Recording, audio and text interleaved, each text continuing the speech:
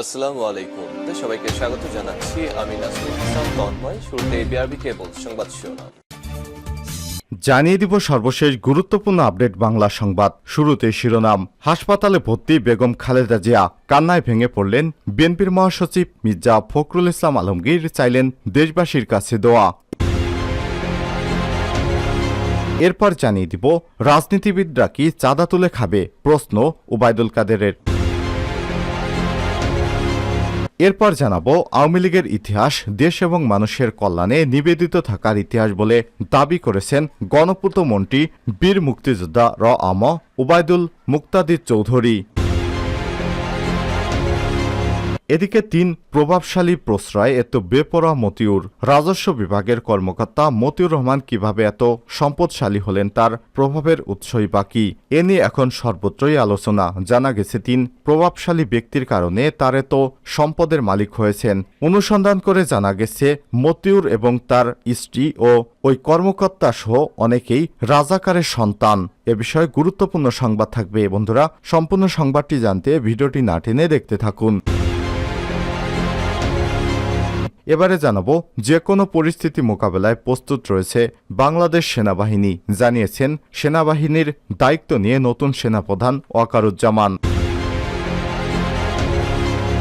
এবং সর্বশেষ জানিয়ে দিব ইহুদিবাদী ইসরায়েলের উত্তর অঞ্চলে হিজবুল্লাহর ভয়াবহ ড্রোন হামলা। হিজবুল্লাহ দাবি করেছে ইসরায়েলের উত্তর অঞ্চলে আয়েতেল হাসসারে আর্মির ৯১তম ডিভিশনের সদর দপ্তরে সরাসরি ড্রোন হামলা আঘাত করেছে তারা। এতে অনেক সেনাবাহিনীর সদস্য হতাহত হয়েছে। প্রিয় দর্শক, এতক্ষণ শুনছিলেন সংবাদ শিরোনাম, এবারে বিস্তারিত। তবে তার আগে বন্ধুরা, আপনি কোন স্থান থেকে আমাদের সংবাদটি দেখছেন কমেন্ট করে জানিয়ে দিন এই সংবাদ সম্পর্কে আপনার মূল্যবান মতামত। প্রিয় দর্শক, আপনি যদি আমাদের চ্যানেলে নতুন হয়ে থাকেন, ভিডিওটি দেখতে দেখতে চ্যানেলটি সাবস্ক্রাইব করে রাখুন, যাতে করে আমাদের লেটেস্ট আপডেট সংবাদগুলো সবার আগে আপনার কাছে পৌঁছে যায়। এবারে বিস্তারিত। হাসপাতালে ভর্তি খালেদা জিয়া, কান্নায় ভেঙে পড়লেন মির্জা ফখরুল, চাইলেন দোয়া। হাসপাতালে চিকিৎসাধীন বিএনপির চেয়ারপারসন খালেদা জিয়ার অসুস্থতার জন্য দোয়া চেয়ে কান্না করেছেন দলটির মহাসচিব মির্জা ফখরুল ইসলাম আলমগীর। রোববার ২৩ জুন রাজধানীর নয়াপল্টনে বিএনপির চেয়ারপারসন বেগম খালেদা জিয়ার সুস্থতা কামনায় বিএনপি আয়োজিত দোয়া মাহফিলে বক্তব্য দিতে গিয়ে সব ঘটনা ঘটে।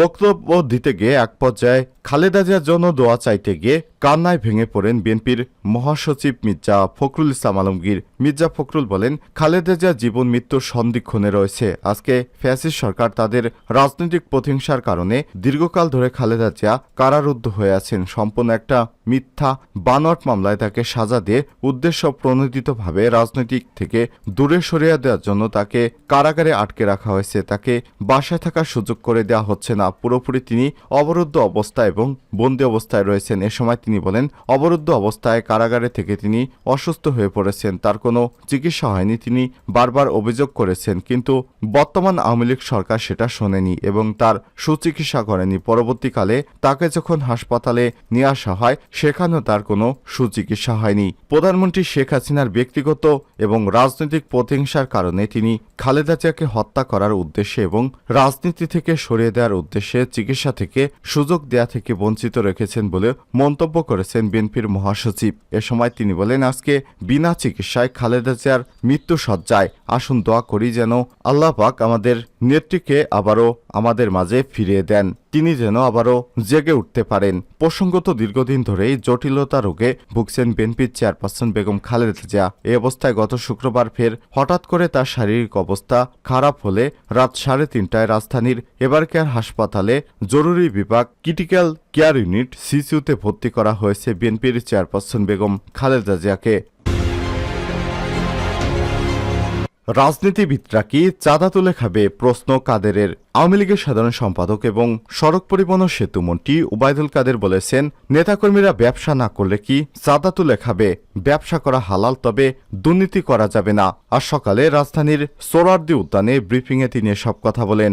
আওয়ামী লীগের ৭৫তম প্রতিষ্ঠা বার্ষিকী উপলক্ষে অনুষ্ঠিত সবার স্থান পরিদর্শন শেষে গিয়েছিলেন ওবায়দুল কাদের। সেতুমন্ত্রী বলেন, কেন্দ্র থেকে তৃণমূল পর্যন্ত আমরা প্রস্তুত। প্রতিষ্ঠা বার্ষিকী উপলক্ষে আয়োজন সম্পন্ন। আওয়ামী লীগের শোভাযাত্রা আনন্দঘন এবং উৎসবমুখর হয়েছে। আমাদের স্বতঃস্ফূর্ত অংশগ্রহণ এবং উপস্থিতি সবকিছুতেই তারই প্রমাণ। তিনি বলেন, বাঙালি জাতির ইতিহাসের সর্বশ্রেষ্ঠ অর্জন আওয়ামী লীগের হাত ধরে এসেছে। বঙ্গবন্ধুর নেতৃত্বে সর্বশ্রেষ্ঠ অর্জন এদেশের স্বাধীনতা, আর শেখ হাসিনা নেতৃত্বে এই অর্জন দেশের উন্নয়ন।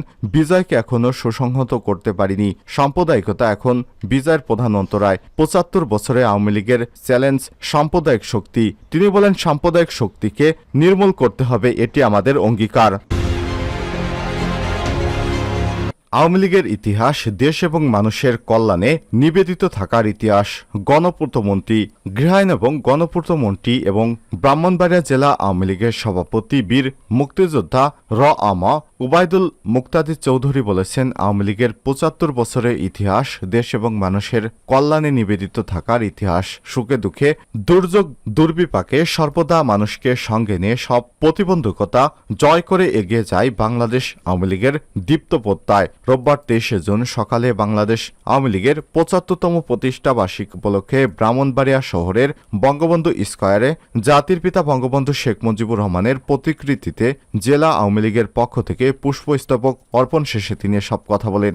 মন্ত্রী বলেন, আওয়ামী লীগকে প্রথম থেকে এখন পর্যন্ত চক্রান্তের পর চক্রান্তের মোকাবিলা করতে হয়েছে। আওয়ামী লীগকে ধ্বংস করার জন্য পাকিস্তানের স্বৈরতান্ত্রিক শাসক গোষ্ঠী চেষ্টা করেছে। পরবর্তীতে বাংলাদেশে জিয়াউর রহমান আওয়ামী লীগকে ভেঙে ফেলার চেষ্টা করেছে। জামাত ইসলাম চেষ্টা করেছে, বারবার আওয়ামী লীগের উপর আঘাত এনেছে। আওয়ামী লীগের অভ্যন্তরে কেউ কেউ দলের ভাঙনের চেষ্টা করেছে। সমস্ত চক্রান্ত মোকাবিলা করেই আওয়ামী লীগ সামনের দিকে এগিয়েছে। এ সময় তিনি আর বলেন, স্বাধীন সার্বভৌমত্ব বাংলাদেশ সৃষ্টি আওয়ামী লীগের একক কৃতিত্ব এবং আওয়ামী লীগের মূল নেতৃত্বে ছিলেন জাতির পিতা বঙ্গবন্ধু শেখ মুজিবুর রহমান। ৩ প্রভাবশালীর প্রশ্রয়, এ তো বেপরোয়া মতিউর। রাজস্ব বিভাগের কর্মকর্তা মতিউর রহমান কিভাবে এত সম্পদশালী হলেন, তার প্রভাবের উৎস কি, এ নিয়ে সর্বত্রই আলোচনা। অনুসন্ধান থেকে জানা গেছে, ৩ প্রভাবশালীর প্রশ্রয়ে তিনি বিপুল সম্পদের মালিক হয়েছেন। তাদেরও তদন্তের আওতায় আনার দাবি জানিয়েছে দুদক। প্রখ্যাত সাংবাদিক আব্দুল গফফার চৌধুরীর মৃত্যুর আগে এক কলামে লিখেছিলেন, নব্য আওয়ামী লীগ সেজে বহু স্বাধীনতা বিরোধী সুবিধা ভোগ করছে, এর জন্য প্রধানমন্ত্রীকে একসময় ভুগতে হবে। খোঁজ নিয়ে জানা গেছে, মতিউরের বাবা যেমন রাজাকার ছিলেন, তেমন তার প্রথম স্ত্রীর বাবাও ছিলেন রাজাকার, অথচ তিনি এখন আওয়ামী লীগের হয়ে নরসিংদী রায়পুরার উপজেলায় চেয়ারম্যান। আবার যে ৩ প্রভাবশালী তাকে প্রশ্রয় দিয়েছেন, তাদের একজনের বাবাও রাজাকার। এরা সবাই একত্র হয়ে এখন আওয়ামী লীগের শুভাকাঙ্ক্ষী হয়ে গেছেন। অনেকেই প্রশাসনের এমন ছত্র ছায়ায় ছদ্মবেশী হয়ে খুঁজে বের করার দাবি তুলেছেন। মতিউরকে প্রশ্রয় দেয়া ৩ প্রভাবশালী, একজনের ক্ষমতাধর সচিব, একজন জনপ্রশাসন ক্যাডার অত্যন্ত প্রভাবশালী কর্মকর্তা, আরেকজন বাংলাদেশ ব্যাংকের অন্যতম শীর্ষ পদে রয়েছেন। তার বদলতেই মতিউর সোনালী ব্যাংকের পরিচালনা পর্ষদের সদস্য হন। অন্য প্রভাবশালীরা হলেন ঢাকা স্টক এক্সচেঞ্জের অন্যতম শীর্ষ কর্মকর্তা, যিনি শিক্ষকতা থেকে এখানে এসেছেন, আর তার কাছ থেকেই বিশেষ সুবিধা পেয়ে মতিউর প্লেসমেন্ট শেয়ারের কারসাজি করে হাজার হাজার কোটি টাকার অবৈধ সম্পদ হাতিয়ে নিয়েছেন। আওয়ামী লীগের একজন সিনিয়র নেতা এই প্রতিবেদকের সঙ্গে আলাপকালে বলেছিলেন, প্রশাসনের মধ্যে থাকা এসব মুক্তিযোদ্ধা বিরোধী কর্মকর্তাদের বিষয়ে খোঁজখবর নিয়ে তালিকা তৈরি করে মুখোশ উন্মোচন করা দরকার। এরাই মাঝে মধ্যে সংকট তৈরি করে প্রধানমন্ত্রীকে বিবৃত অবস্থায় ফেলে। এসব পরিস্থিতি সামাল দিতে প্রধানমন্ত্রীকে বেগ পেতে হয়। এনবিআর থেকে ওএসডি সরানো হলো সোনালী ব্যাংক থেকেও। কোরবানির আগে ছাগলকাণ্ডে আলোচিত জাতীয় রাজস্ব বোর্ড এনবিআর-এর কর্মকর্তা মোহাম্মদ মতিউর রহমানকে বর্তমান দায়িত্ব থেকে সরিয়ে দেওয়া হয়েছে। অর্থ মন্ত্রণালয়ের অভ্যন্তরীণ সম্পদ বিভাগে সংযুক্ত করা হয়েছে তাকে। গতকাল রবিবার অভ্যন্তরীণ সম্পদ বিভাগে জারি করা এক প্রজ্ঞাপনে এসব কথা জানানো হয়েছে। মন্ত্রণালয়ের উপসচিব মকিমা বেগম সই করা প্রজ্ঞাপনে বলা হয়েছে, কাস্টম এক্সাইজ এবং ভ্যাট আপিল ট্রাইব্যুনালের প্রেসিডেন্ট মোহাম্মদ মতিউর রহমানকে অর্থ মন্ত্রণালয়ের অভ্যন্তরীণ সম্পদ বিভাগে সংযুক্ত করা হলো। তার বিরুদ্ধে দুদক তদন্ত করবে। তদন্তে তার সমস্ত বিষয়াদি বেরিয়ে আসবে, তারপর মতিউরের বিচার হবে বলে জানিয়েছেন তারা।